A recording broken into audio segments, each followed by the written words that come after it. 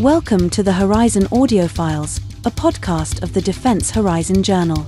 The Defense Horizon Journal is a professional and academic journal that features essays, reports, and analyses covering geopolitics and law, security and defense policy, peace and conflict studies, applied military science, as well as developments in weapons technology. For more information, go to www.tdhj.org. Episode number 27. Manoeuvre and Attrition, Core Elements of Naval Warfare. By Tobias Kolakowski, Rainer Preuss and Stefan Glufka. Revolutionizing Warfare? At a leading European naval conference in 2024, one of NATO's highest-ranking naval officers was asked whether developments in the war in the Black Sea would revolutionize naval warfare. In his response, the flag officer acknowledged the impressive results achieved by Ukraine in its approach to war at sea in this particular conflict scenario. However, he also emphasized the continuing significance of conventional naval operations, particularly in a blue water context. His statement was a valuable contribution to an ongoing discussion of naval warfare nurtured by the two most recent high-intensity conflicts in the maritime dimension, the Russo-Ukraine War and the Red Sea crisis. The focus of the debate has been a conflict party's ability to degrade a naval opponent or to force an unfavorable cost efficiency upon him, in both cases, through incremental attrition rather than sophisticated naval operations. Indeed, one should not dismiss the importance of novel features of naval warfare as demonstrated by the recent high-intensity conflicts, especially the massive use of uncrewed surface vehicles and aerial systems, USVS and UAS. However, it would be a mistake to overstretch the relevance of these conflicts. The way in which the conflicts in the Black and Red Sea are fought is the result of particular conditions which cannot be applied to the entire spectrum of naval warfare. Firstly, in the case of the war in Ukraine, the conflict takes place in a continental theater of operations. Even for Russia, as the party in possession of the larger fleet, naval operations are secondary to land operations. Secondly, both conflicts are fought on narrow seas, in the case of the Black Sea, even an enclosed sea. Various authors have elaborated on the differences between naval operations in blue water and the narrow seas. Following the theories developed by these authors, the war in the Black Sea demonstrated that land-based systems played a pivotal role in tracking, targeting and destroying assets at sea. Ultimately and most importantly, both Ukraine and the Houthis, in the Red Sea, have had to conduct naval operations without conventional naval assets capable of high-intensity warfare. Resorting to asymmetric means and ways is a rational decision for these conflict parties. Nevertheless, due to their peculiarities, the case studies of the Russo-Ukraine War and the Red Sea should not serve as the predominant framework for analysis of naval scenarios which involve parties that actually do operate navies capable of fighting in a multidimensional environment. Maneuver warfare in naval theory and practice. It is difficult to apply the ongoing land-centric discussion on the viability of maneuver warfare in the post-2022 era to the naval dimension. To begin with, there are some significant general differences between the principles of action guiding armed forces in the naval and land domains, for example, as far as the benefits of defense are concerned.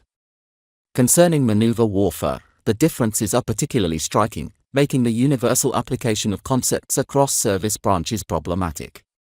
Concepts such as preemption, dislocation, the removal of opposing forces from decisive points on the battlefield, or disruption, the neutralization of the enemy's center of gravity, preferably by attacking through enemy weaknesses, are essential elements in maneuver warfare theory. However, naval warfare has no front lines to break nor opposing forces to be surrounded. In general, the meaning of space and position in war at sea differs from land warfare. As Wayne P. Hughes Jr. and Robert Giria argue, at sea the predominance of attrition over maneuver is a theme so basic that it runs throughout this book. Forces at sea are not broken by encirclement, they are broken by destruction. The way in which this destruction can be accomplished, however, may demonstrate features of maneuver warfare or what the British 2011 maritime doctrine refers to as the maneuverist approach to operations. For example, eliminating an opponent's logistical support vessels and other high-value targets may decisively weaken the enemy's center of gravity without the need to destroy every single warship the opponent operates. As Milan Vega elaborates, skillful application of operational art may provide a capable naval force with the instruments to defeat a stronger opponent and thus evade the destiny of having to degrade an enemy through sheer numbers, the quintessence of attrition warfare. In a major naval operation, naval forces are employed to accomplish an operational or strategic objective in a maritime theater following an operational idea and common plan. Ideally, by designing and skillfully executing superior plans, the operational commander aims to prevent attrition. Warfare from becoming a predominant feature of war at the operational and strategic level. As Vega argues, the only alternative method of destroying enemy naval forces, at least as far as the inferior fleet is concerned, is attrition warfare, which aims to avoid a major engagement with the hostile fleet and instead seeks to attack the opposing fleet through a series of minor tactical actions whenever favorable circumstances exist. The U.S. Naval Doctrine Publication 1 also applies an operation-centric understanding but further stresses that, using the philosophy of maneuver warfare, we destroy or eliminate an adversary's center of gravity indirectly by attacking weaknesses or vulnerabilities vital to his source of power. One method of indirect attack is to create a dilemma by putting the enemy in a situation where any step taken to counteract one threat increases his vulnerability to another. This is an indirect approach. Apart from understanding maneuver warfare as a warfighting philosophy, the second meaning, which matters when discussing the current significance of maneuver in naval warfare, refers to the term's meaning as an essential element of naval tactics and operations.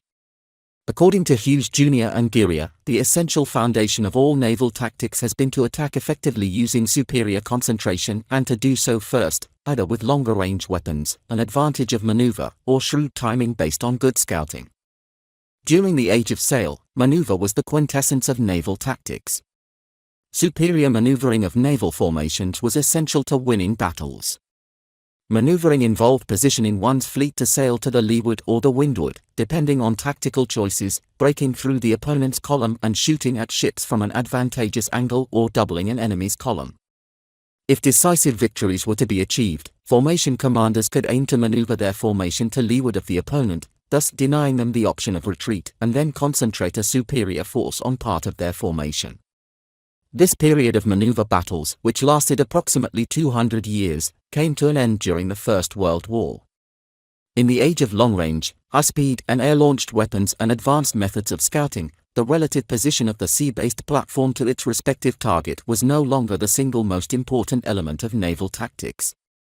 Nevertheless, while maneuver ceased to be the central function in naval warfare it once was about a century ago, it remains an important element of naval tactics.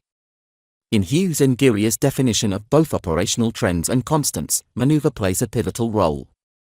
As far as trends are concerned, Hughes defines naval tactics as being built on 5 propositions. For this article, 2 of Hughes' propositions, attrition and maneuver, are considered. Hughes defines that maneuver is the activity by which command and control positions forces to scout and shoot. Given that weapon and sensor ranges dominate war at sea, the range and bearing between naval forces is a principal tactical consideration. Establishing a relative position to deliver firepower requires a naval force's timely, coordinated, and collective positioning. However, as weapon systems have evolved, the speed and maneuverability of weapons and scouting, the early detection of the enemy, have increased in importance in comparison with the relative position of the 2 naval formations. Still, according to Hughes and Giuseppe Fioravanzo, seeking to maneuver one's force in a favorable tactical position that affords the earlier or greater concentration of firepower remains a constant in naval history. Ultimately, maneuver warfare in naval campaigns is understood as the sum of all necessary fleet movements to achieve the respective objective, either strategic, operational, or tactical.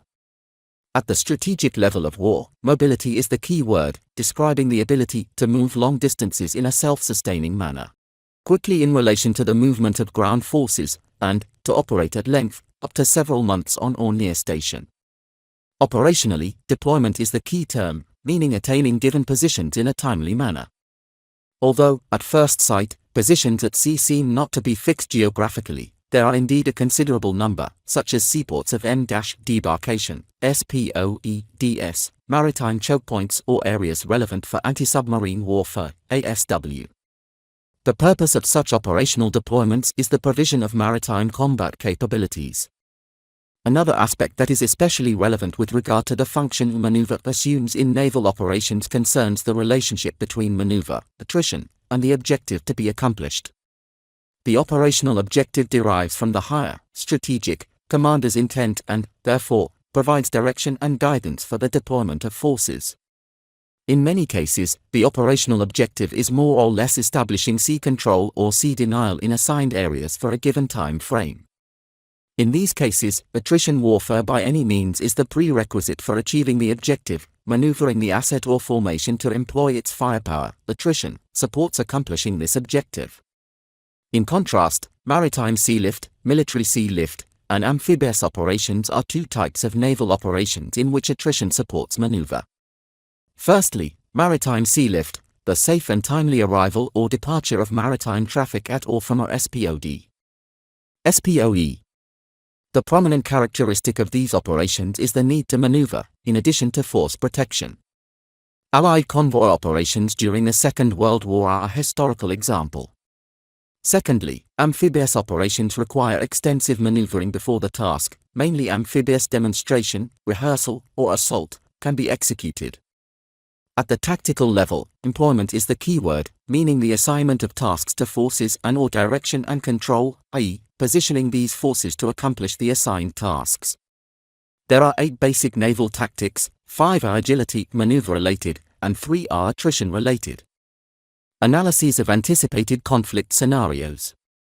The following section examines 2 conflict scenarios, one in the Atlantic Ocean and one in the Mediterranean Sea.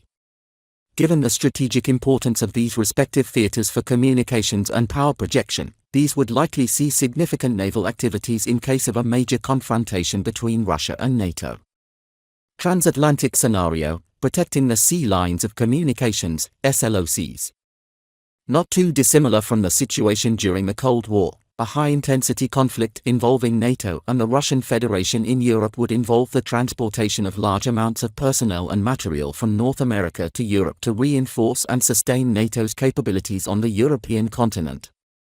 Over the past decade, NATO has re-established and strengthened many capabilities necessary for protecting transatlantic SLOCs and conducting naval operations in the transatlantic theater.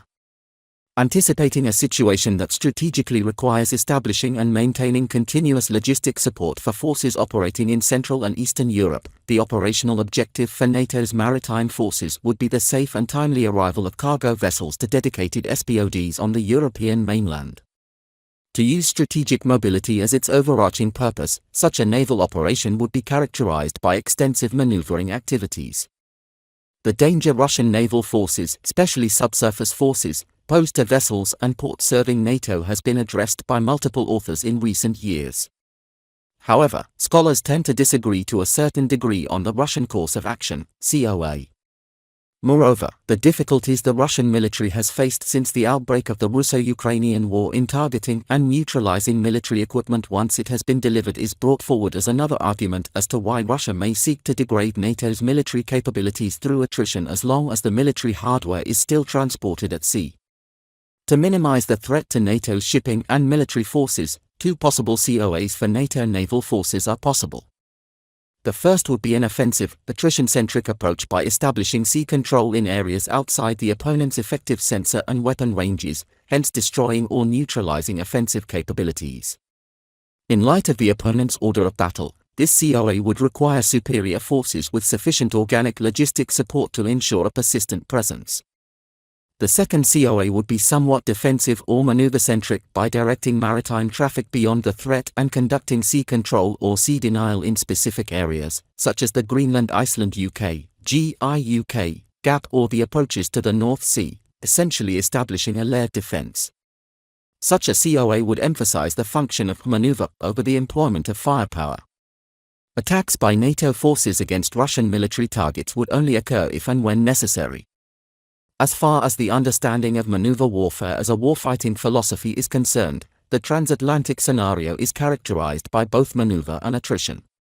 Both COAs demonstrate ample potential for a maneuverist approach with regard to the exploitation of critical vulnerabilities to weaken the opponent's center of gravity.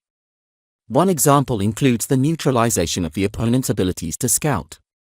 Establishing and maintaining a recognized maritime picture, RMP, in sea zones as vast as those involved in a transatlantic scenario is difficult, especially under wartime conditions.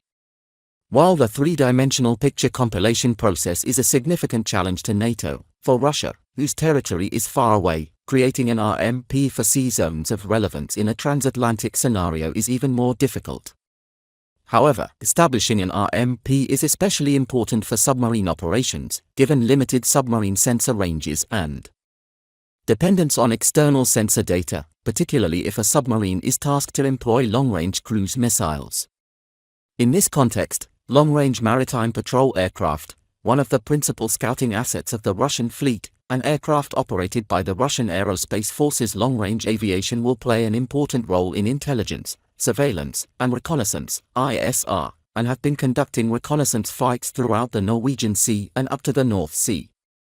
Consequently, these airborne assets capable of scouting and employing weaponry would likely be a high-priority target for NATO air assets on the northern flank. Moreover, recent deployment patterns by NATO militaries at the northern flank demonstrate elements of a naval strategy which can be associated with indirect maneuver warfare.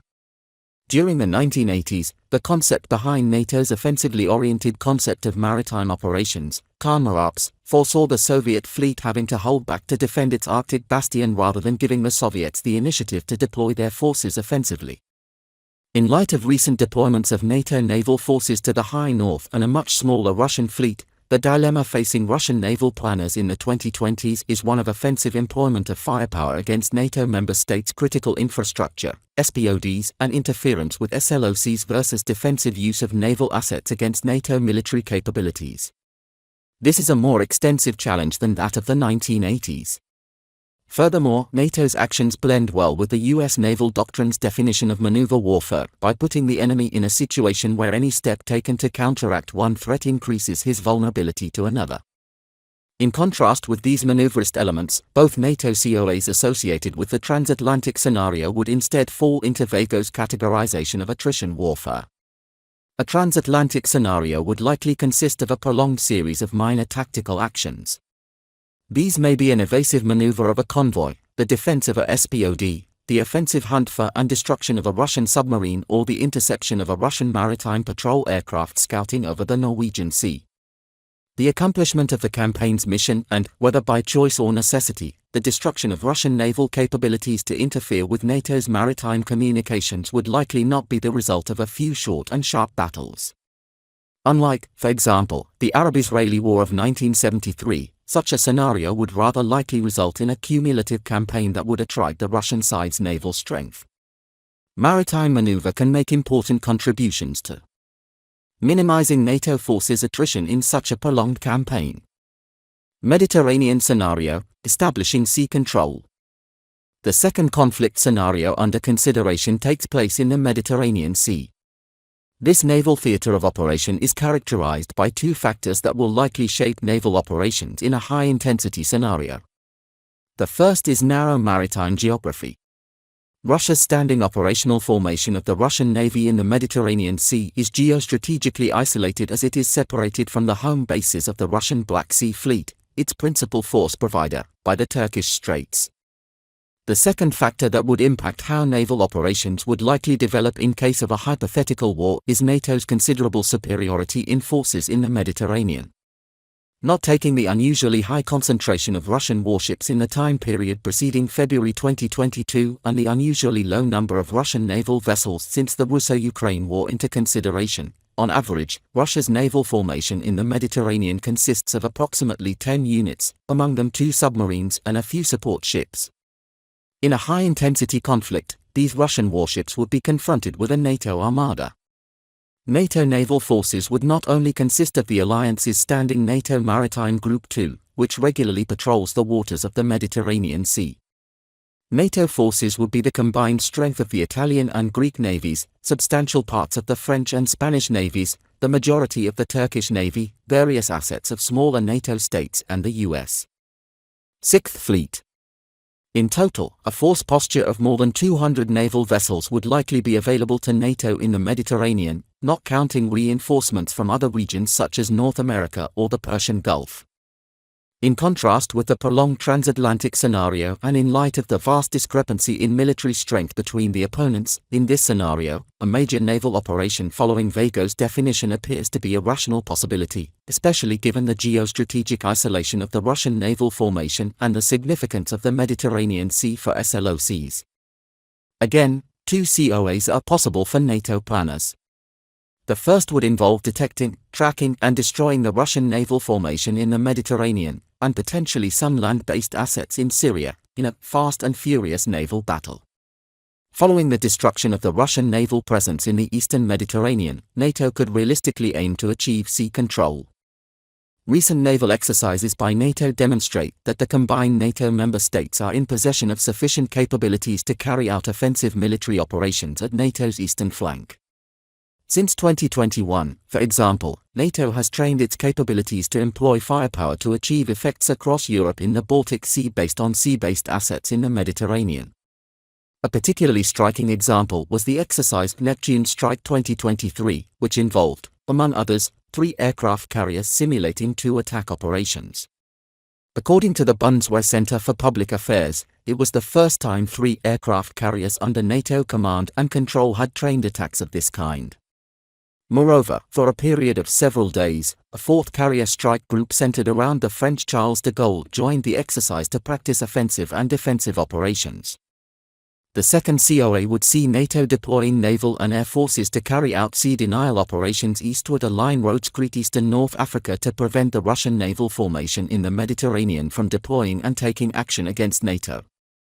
Nevertheless, in cases of both COAs, containing the Russian naval assets in the easternmost corner of the Mediterranean Sea and thus neutralizing the Russian warships by access denial or actual physical destruction of the Russian Mediterranean formation, a fleet action by NATO's much superior forces against Russia's standing formation in the Mediterranean would probably be comparatively swift and decisive in reducing the threat potential posed by the Russian naval presence at NATO's southern maritime flank and allow NATO to establish and exploit sea control in the central Mediterranean.